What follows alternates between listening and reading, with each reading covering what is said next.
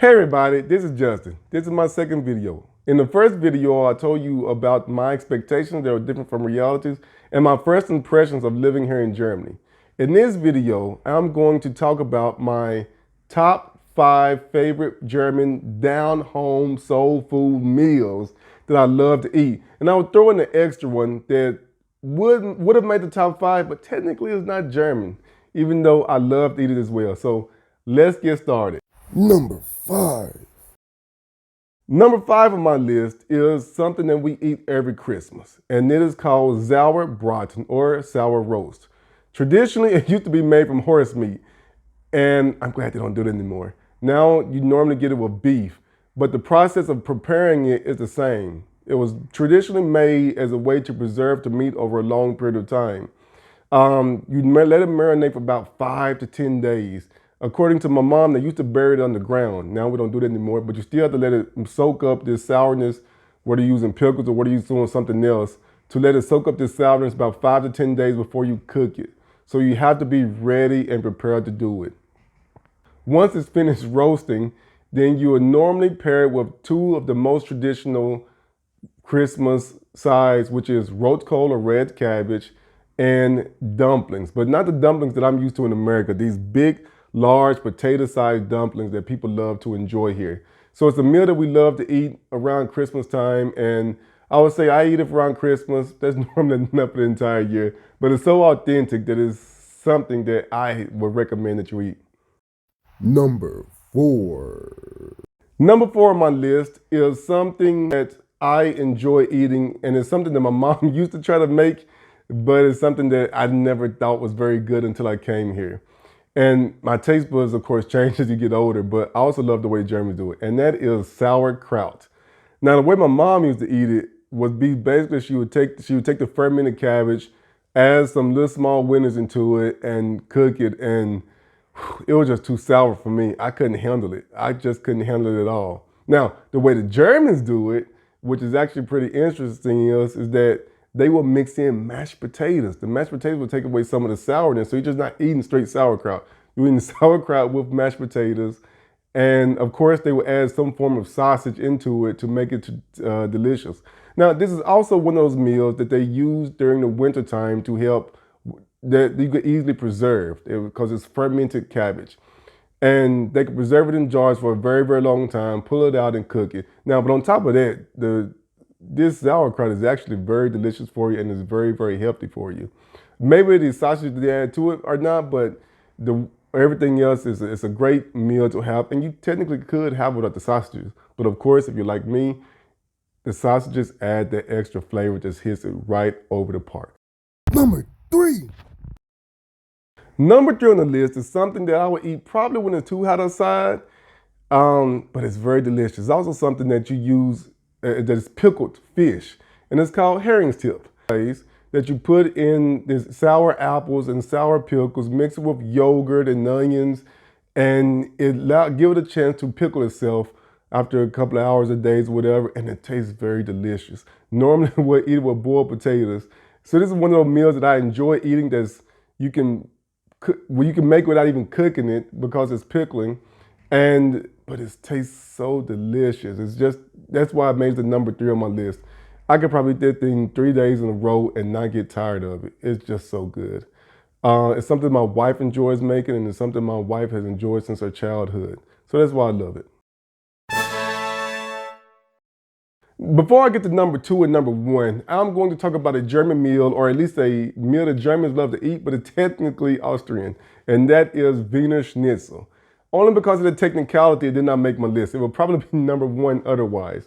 But Wiener Schnitzel is basically breaded meat that is beat down very, very thin, so it adds the extra crispiness. It used to be made with veal, or traditionally made with veal in Austrian, but now in Germany, I think they use pork a lot of times. Sometimes they might even use beef. But the process of making it is very, very similar. The closest thing I would say it is to is maybe a chicken fried steak, but because it's so thin, it gives it a different taste. Normally you would probably eat it with the pepper sauce, or what they call a Jaeger sauce, which is this brown flavoring sauce, or you eat it with the spicy sauce. And the sides that you would put with the schnitzel would probably be French fries or something else.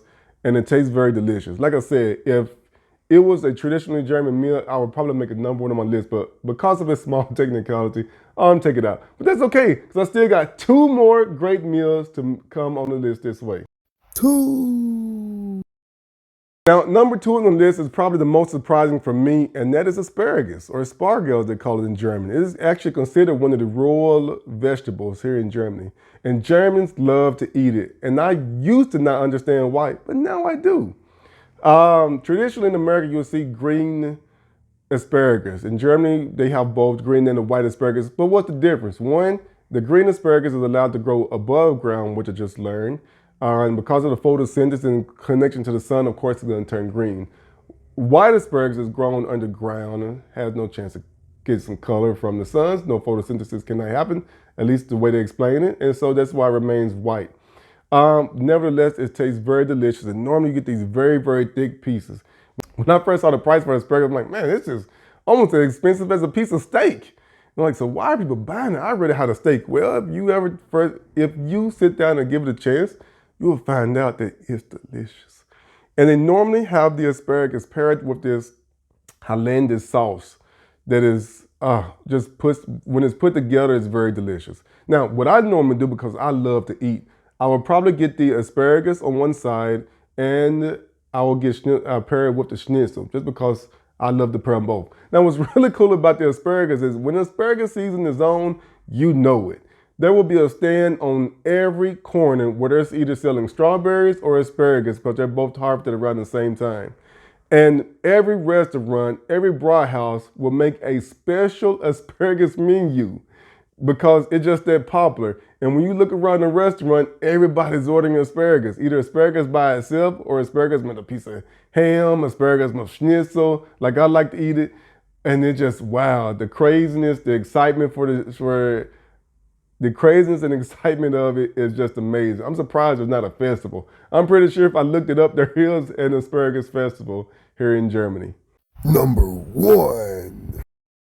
Now, number one on my list is something that is very delicious, and it actually has a connection for me back home. Now, my mom is an amazing cook, and she always makes greens. And when I tell people the way my mom makes greens, it's just, it's that meal you get when you come home. It's down home. There's really no other soul food that I can think of more. When I think of soul food, greens is what I think of. And there's some form of greens, where there's cabbage, where there's mustard greens, where there's, I can't even tell you all the different kinds. But that's that down home meal that I love. And my mom, to me, is one of the best at making it.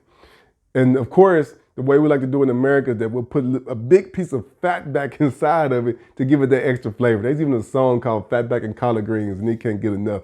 I can't either. I love it. What's interesting, though, is that the Germans also have a way that they like to prepare their cabbage, too. They call it Grünkohl. Grün is the word for green, and Kohl is the word for cabbage. So it's basically green cabbage and how to prepare it. The version I love is called Würzing. I don't even think we have that version in America. But I know we have multiple versions. I couldn't even tell you all of them, but the version that they use in Germany called Würzing that I love to eat. And instead of putting fat back, they would put sausages to allow it to gain the extra flavor. Now, just like the sauerkraut, they also mix it with mashed potatoes. So it takes away some of the flavorness that you would have if it was too strong for you. The mashed potatoes takes out some of the strength of it. But now this is the only meal that I can say I love in America, because my mom makes it wonderful. But I also love the German version as well, because they're two different meals. So I can honestly say I love German greens and I love the American greens, or cabbage, however you want to call it. And I enjoy it so much. That's why it's number one on my list. Now, here's the thing about making greens. I'm pretty sure you have went to somebody else's house or went to a restaurant and their greens did not taste that good. It's the same as Grünkohl. Not everyone can cook them. So if you go to a restaurant, please try it, but make sure you look around first. If other people are eating it, then you know it must be pretty good. If they're not, I probably will stay away from it, because not everyone can make greens. But if you find a good down-home restaurant, or you find a friend that knows how to make it, it's going to taste delicious. And it will be a meal that you can say, oh, I love the American version and I love the German version as well. Now, I gotta admit, All the meals that I named come out of a certain region. We call this the Bergischland. That means it's like the hilly area of Germany. Berg is another word for mountainous or mountains or hills. And this area that's sort of in between Dusseldorf, Cologne, include Wuppertal in certain parts, they have their Rhine River, this Rhinish area, they have their own style of food. Just like in America, you can go to California, you can go to New York, you can go to Arkansas, you can go to Texas. Everyone has their own style. So all these meals that I'm referring to are based on the area that I'm from, that I'm currently living in.